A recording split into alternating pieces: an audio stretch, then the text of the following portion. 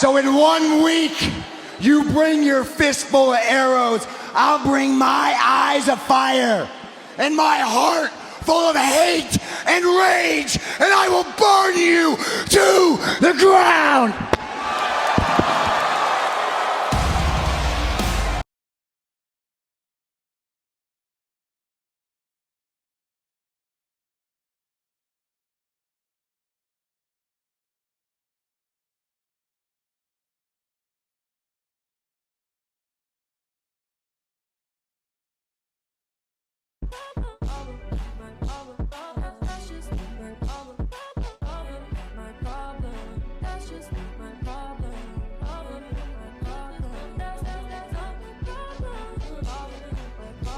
Hey, what's going on, YouTube land? It's your boy TJ, and welcome to my YouTube channel, Wrestling Nostalgia, where I get my reviews and WWE shows, PL events. And today we are going to be reviewing Raw. But before I get into my review of Raw, just go ahead and give me a like, share, subscribe, all that other good stuff. Help me grow my channel. Let's go ahead and get into the Raw review. So we open up Raw with the New Day, and the same old, same old. They come out and try to explain themselves, and they're getting into it with the crowd and the fans and stuff like that. And they're all like, "Oh, let's talk, let's talk, let's talk." Like, I don't even remember what they were saying. They was booing them so loud because they got like a Dominic Mysterio like ovation, for lack of a better word.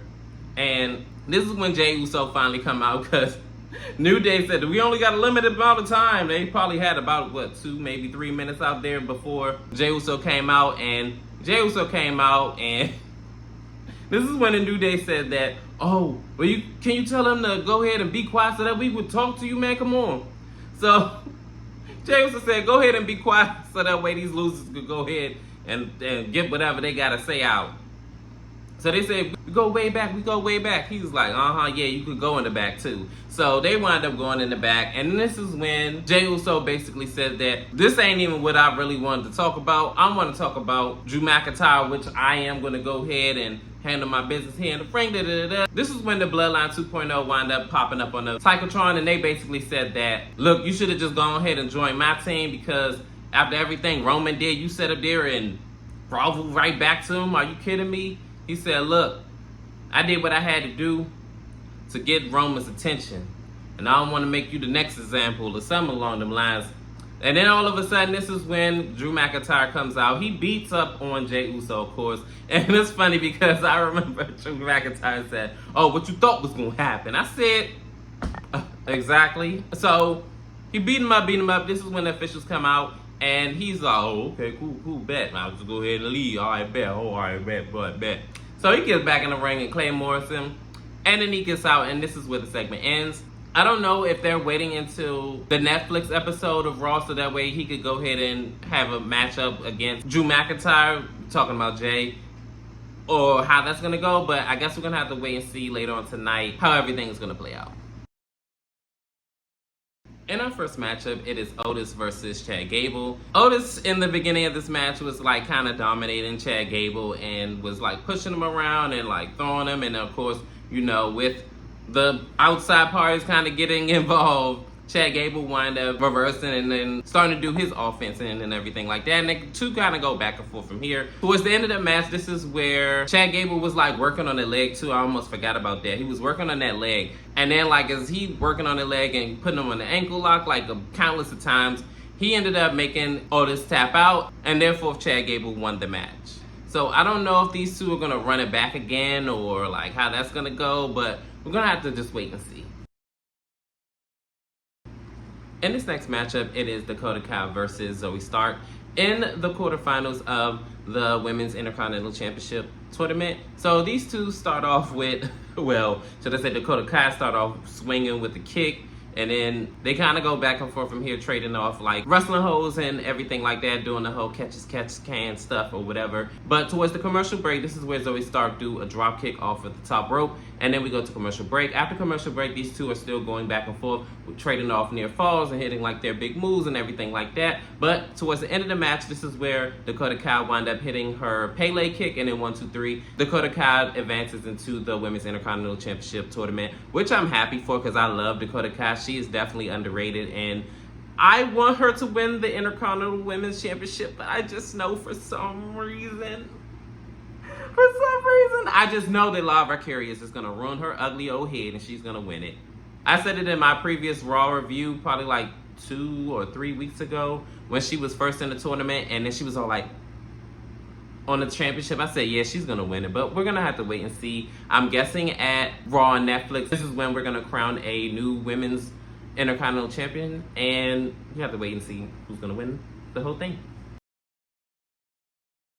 In this next matchup, it is a 6-man tag. It is the War Raiders and Damian Priest versus the Judgment Day. So in this half of the match, the War Raiders and Damian Priest are getting the best of the Judgment Day. It started off with Finn and Damian, but it looked like after Finn took the leg out of Damian, then when the going got tough, he was like, oh, I'm gonna tag out. So as the match is going on with JD, he is getting beat up and beat down by the War Raiders, mostly the War Raiders. And after the commercial break, the Judgment Day had the advantage of the match, and then the ties switched. And as everything was breaking down towards the end of the match, it looked like Dominic Mysterio was gonna go ahead and wrap this match up, but fooled you. He wound up getting chokeslammed, aka South of Heaven, in 1, 2, 3. Damian Priest wins this match, but after the match, he got beat up by Finn Balor, and he looks like he was about to go ahead and like tear up into him, but this is when the Royal Raiders come in and save the day, and he gets out of the ring, and this is where the segment ends. I know one thing. Damian Priest better lose to Finn Balor. I'm not even playing, because I'm pretty sure Raw on Netflix, they're going to go ahead and face off or whatever, have a one-on-one. Finn better win, because y'all really playing that man, and that don't make sense. Man, make me sick over here to sit up there just keep playing my man like that. Man, y'all, get out of here. In this next segment, it is Liquid Kaiser, and he comes out and he basically says, stand up for your Liquid Kaiser, and I'm gonna be the top of the food chain, and da-da-da-da-da. So skip all that. So as he's calling out Braun Breaker, and speaking of which, Braun Breaker is the Intercontinental Champion. Why has he not have been on TV for like 2-3 weeks? Or am I tripping? Anyways, so as he's calling him out, this is when Sheamus comes out, and he looks like he is not playing any games. And he comes out and he destroys Liquid Kaiser. And as they going back and forth, this is when Liquid Kaiser, I think he like raked the eyeballs because he got tired of getting beat up like a schoolyard bully. So then after that, he wound up trying to run after Sheamus. Sheamus winds up doing a kick to him, or a big high knee, and then he just rolls right out the ring. And this is where the segment ends. I don't never get tired of them fighting each other because they always bring it. Sheamus been gone for a minute too, but we're going to have to wait and see what's going to happen between these two in the storyline. And Braun Breaker too. Can't forget about him. In this next matchup, it is Lara versus EOS Sky in a quarterfinals of the Women's Intercontinental Championship. So this matchup started off with Io and Lara like trading off like wrestling holds and everything like that, and neither one of them are really like getting a really big advantage.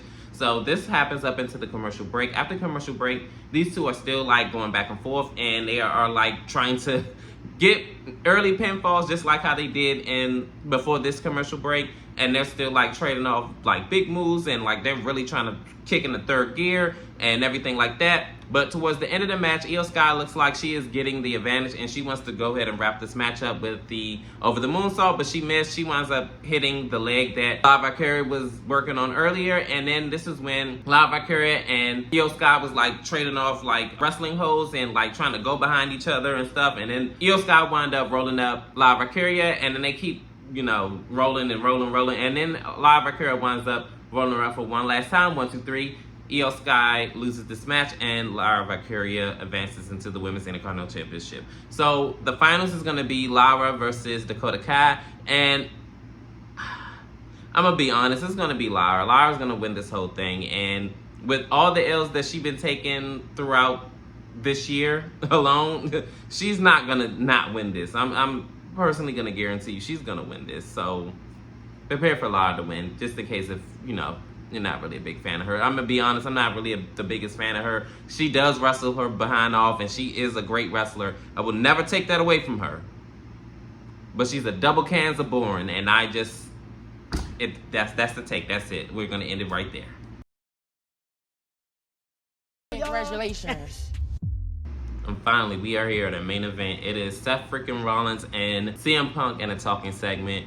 And this is going to be the last time they face off with each other before their big matchup at Raw on Netflix. So we start off with Seth Rollins. He makes his entrance, and you know everybody's saying whoa, whoa, whoa, whatever. So he comes out and he basically says that CM Punk was a coward for leaving all of you guys, and I stayed here and I fought in the trenches and I made this business what it is today, yada yada yada. So this is when CM Punk comes out and he said, no, I knew my worth and I stood up for myself. I didn't like my treatment, and it's not even the business that I hated. I didn't like the man that was running this stuff. And nobody called Stone Cold Steve Austin no coward. I mean, there's a person called The Man. She left. I don't see her around here. Are they calling her a coward? I was like, ooh, talking about Becky Lynch, huh? Seth's wife. So they're going back and forth. And towards the end of this heated debate, this is where CM Punk says that he's basically going to put Seth Rollins in his place and he's going to show him who's really the best in the world. And he said that he's going to put those corporate arrows down his throat.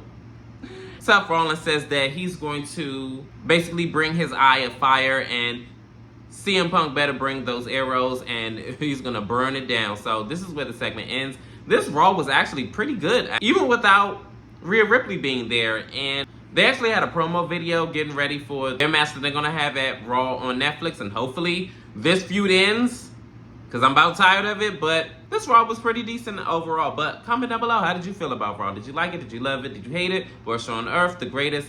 Comment down below, like, share, subscribe. Help me grow the channel. Your love and support is definitely greatly appreciated. And peace. TJ, I'm out.